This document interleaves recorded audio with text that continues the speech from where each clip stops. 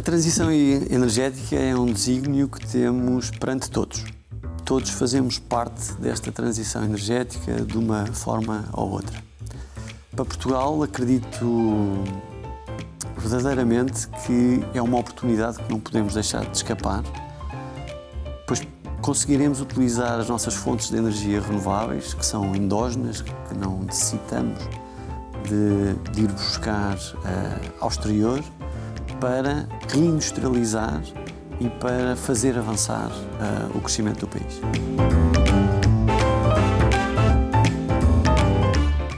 Sou José Roque, líder do segmento de energia para a EY Portugal, onde trabalhamos com os desafios da transição energética e tudo o que é o setor de Power and Utilities, Oil and Gas e Mining and Metals.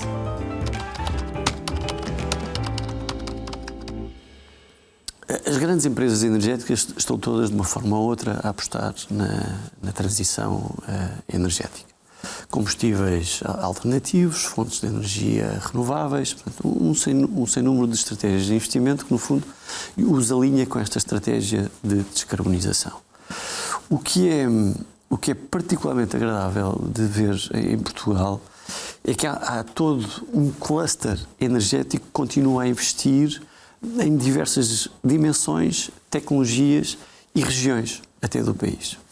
Temos exemplos como, por exemplo, uma DPD, uma empresa especializada na distribuição, que trocou toda a sua frota de veículos a combustível para frota elétrica. Temos uma PRF, que continua dedicada e, no fundo, fez todo o seu crescimento em torno do gás e do gás natural, e tem agora uma nova linha de negócio e um novo investimento focado no hidrogénio. Faz estações de abastecimento de hidrogénio. Estiveram presentes nos Jogos Olímpicos de Paris e no Paris-Dakar. Portanto, inovação já bastante cutting-edge.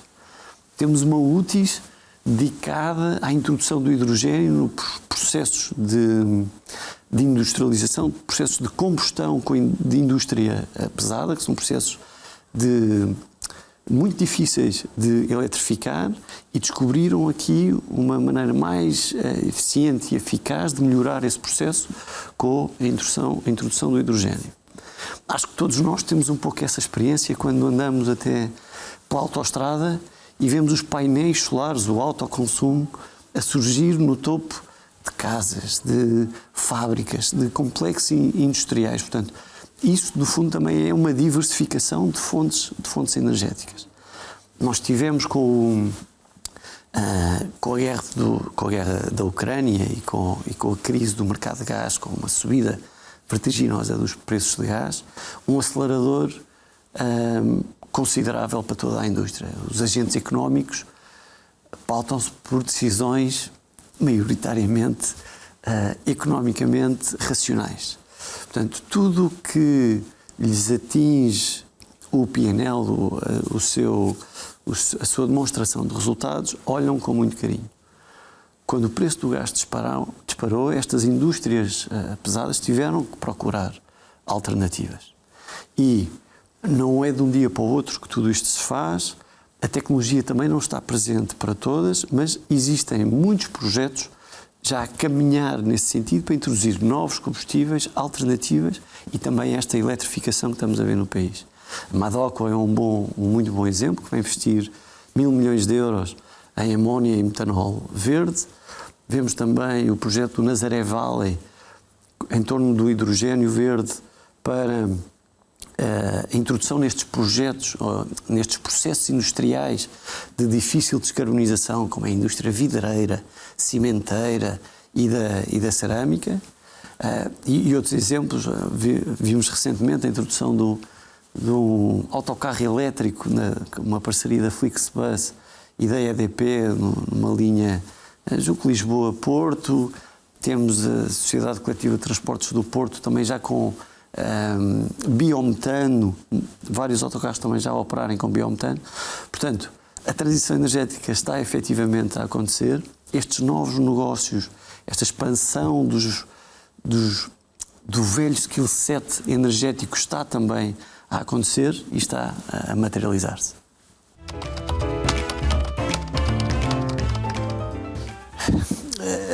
rede de distribuição elétrica tem sido um pouco o gigante esquecido da sala. Mas, no fundo, se olharmos para a rede de transporte e para a rede de distribuição, estamos, no fundo, a falar da coluna vertebral e do sistema nervoso que distribui todos estes elétrons que nos chegam a casa e que nos alimentam todos os dias. E estão num momento desafiante. A UI fez um estudo recentemente que olhou para o panorama das redes de distribuição a nível europeu.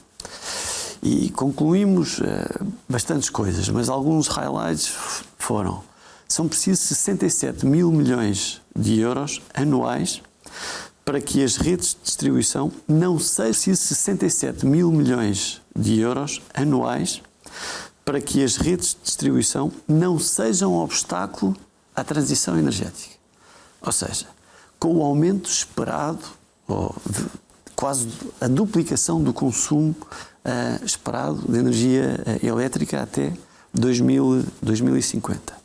Em Portugal, estima-se passarmos de 50 para 90 gigawatts hora. Portanto, são saltos significativos. Não estamos a falar de 0,5%, não. Veículos elétricos estimamos que aumentem 19 vezes, assim como as bombas de calor. Bombas de calor estimamos que existam cerca de 218 milhões até ao final de 2050. A Europa tem neste momento 450 milhões de habitantes, portanto, quer dizer que pelo menos metade iriam ter bombas de calor. Portanto, é uma escala do investimento muito significativo. E a rede precisa dar resposta.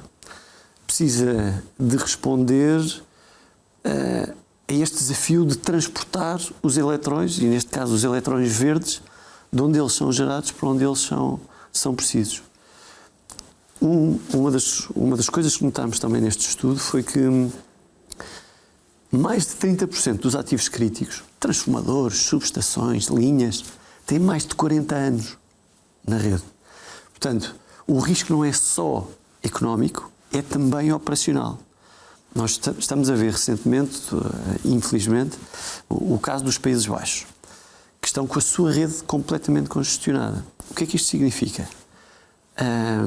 Dificuldades na manutenção do serviço, ou seja, de vez em quando existe interrupção do fornecimento da energia elétrica, não conseguem ligar mais geração renovável, portanto, mais parques eólicos, mais parques solares, não há, e não há ligação de novas indústrias. Ou seja, quando estamos num caminho da reindustrialização da Europa, da reindustrialização verde, eu ter uma fábrica, um complexo industrial, que eu não consigo ligar à rede para suster o meu consumo elétrico, é crítico. E pode ser um obstáculo gigantíssimo aqui, efetivamente, à transição energética e ao desenvolvimento do país. Só para terminar, uma outra consultora fez também recentemente um estudo onde analisou o potencial impacto então das energias renováveis. E para a Península Ibérica, dado que temos as tais condições endógenas de mais sol, vento e até condições muito propícias à produção do hidrogênio verde, podemos até ser 24% mais competitivos, o impacto no PIB é de 11% a 20%. Portanto, uma oportunidade grande mais para desperdiçar e para não estarmos conjuntamente todos neste objetivo. O primeiro desafio é o tamanho do mesmo. No fundo, todo este aumento do consumo, o aumento da procura de energia elétrica que vai acontecer e que as redes têm que responder. E não é fácil, ou seja, não é fácil reestruturar uma rede que foi pensada para ser unidirecional para um determinado volume, para praticamente aguentar o dobro do volume e ser bidirecional e com muito mais stakeholders, muito mais digitalização aqui envolvida. Portanto, este impacto do aumento do consumo. O segundo é, no fundo, como são negócios regulados, um alinhamento da visão do investimento entre os operadores de rede e o regulador. O operador de rede de distribuição submeteu 15 de outubro, o seu PDIRT, no fundo é o Plano de Desenvolvimento e de Investimento da Rede de Distribuição Elétrica. Estamos todos muito curiosos para saber o que lá vem. Se vier em linha com o que vimos no resto da Europa e com o que diz este estudo europeu, é que os montantes envolvidos são na ordem do dobro. Ou seja, precisamos efetivamente destes investimentos para responder a esta nova procura de eletricidade e para repor e digitalizar, para repor estes ativos que estão então envelhecidos, os tais 30% com mais de 40 anos, e digitalizar e modernizar toda a rede. Um terceiro desafio, eu diria que é o tempo. A transição energética já nos começa a escapar. Continuamos com uma trajetória positiva, mas talvez não à velocidade que necessitamos para atingir os objetivos a que nos propusemos. Portanto, para termos noção, por vezes um transformador pode demorar 2 a 4 anos para substituir. Desde que iniciamos o processo de compra, até o processo de licenciamento, a escolha, a implementação. Portanto, tudo isto demora muito tempo quando estamos a falar de ativos críticos e quando nós, em casa, não estamos propriamente super dispostos a chegar um dia a casa, ou vários dias a casa, e não termos eletricidade. Portanto, tudo isto requer imenso planeamento e muita dedicação com esta visão da criticidade do que é que estamos aqui a tratar. O quarto e último fator, que também surgiu deste estudo da EY, do Grid for Speed, são pessoas.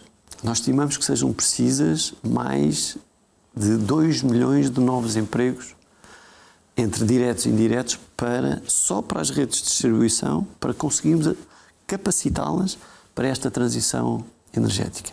2 milhões de pessoas são muitas pessoas. É muita formação, capacitação, precisa de acontecer para assegurarmos que temos então esta infraestrutura para transportar os tais eletrões verdes para onde eles são precisos, de onde são gerados até onde são consumidos. Tal risco operacional de não existir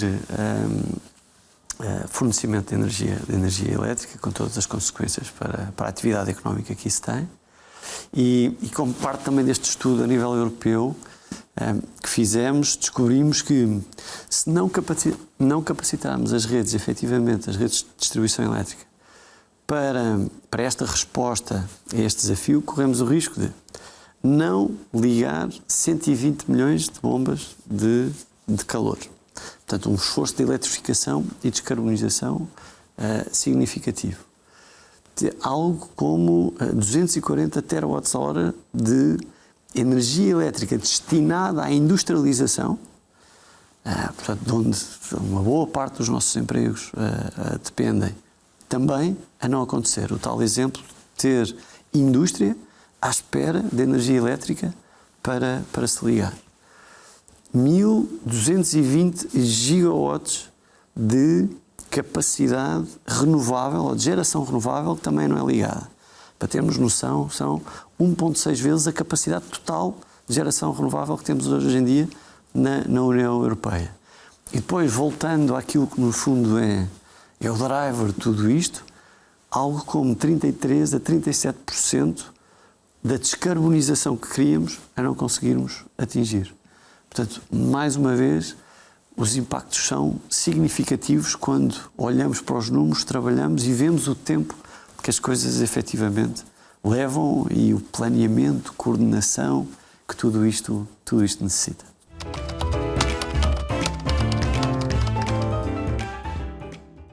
A digitalização é basicamente fazermos mais com menos. Usarmos as ferramentas, a tecnologia, os sistemas que temos à nossa disposição para conseguir ir um pouco mais longe. Se isso significar digitalizar um processo, passar do papel para algo digital, para que um processo, em vez de um mês, dure um dia, como já vimos acontecer, para que, no fundo, consigamos que os modelos de inteligência artificial trabalhem os dados, nos ajudem a olhar um pouco para o futuro com os modelos preditivos, seja na gestão de ativos, seja na antecipação de eventos climáticos extremos, seja na antecipação do que é que pode ser o consumo elétrico para, no fundo, assegurarmos que a geração elétrica está lá para cumprir com essa procura. Existem uma panóplia imensa de casos onde a digitalização está a ser profundamente utilizada na indústria para assegurar precisamente isso, conseguimos mais com menos.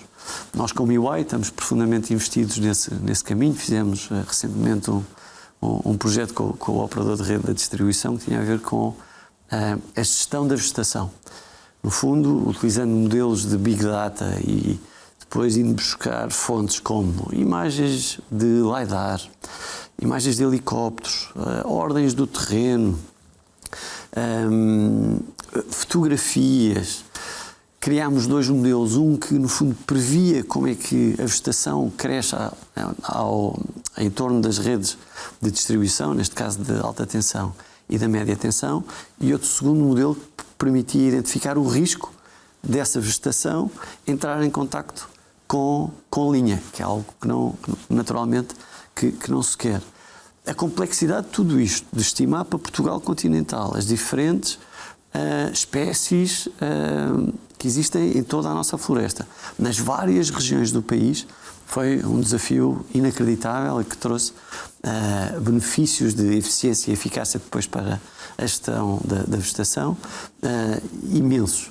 Portanto, tudo o que conseguirmos aplicar estas novas tecnologias para sermos mais rápidos e sermos melhores para atingir estes objetivos e para resolver os desafios da transição energética é algo que temos que continuar a agarrar, sem dúvida nenhuma. O armazenamento é, sem dúvida, aqui mais um dos pilares da transição energética. Já o vemos em vários mercados. O Reino Unido vai muito avançado nesse tema, a Austrália também, porque é uma rede assim muito desconectada, é um país gigantesco, no fundo é um continente, e já tem investido bastante no armazenamento, neste caso de baterias, porque, no fundo, para fazer face à variabilidade das fontes de energia renováveis. O sol nem sempre está presente, assim como o vento, mas quando está, devemos capturá-lo. E muitas vezes o desafio no setor energético é sempre este encontro entre o consumo e a procura. Entre o consumo e a oferta, que tem que ser real time. As baterias dão-nos aqui uma janela temporal para conseguirmos efetivar isso com a tal energia renovável. Portanto, o sol, normalmente à meia-noite, pelo menos cá em Portugal, não é normal que brilhe. Mas entre o meio-dia e a 1 é bastante comum que brilhe. Nem sempre o consumo está lá para capturar essa energia. Podemos utilizar as baterias para efetivamente capturar essa energia e utilizá-la depois, mais no final do dia, quando chegamos todos a casa, ligamos o fogão, ou ligamos a torradeira, ligamos os ar-condicionados, os aparelhos elétricos de casa, e onde então vemos a subida desse consumo energético. Temos também depois outro armazenamento, que é, no fundo, o armazenamento por bombagem, onde utilizamos também essas fontes de energia renovável para voltar a trazer água de volta para as barragens. Portanto, esse também é um recurso endógeno que temos, que estamos também a investir bastante em Portugal e que temos que continuar nesse caminho, porque é mais uma fonte de energia renovável a receber esse boost que precisamos no mix energético.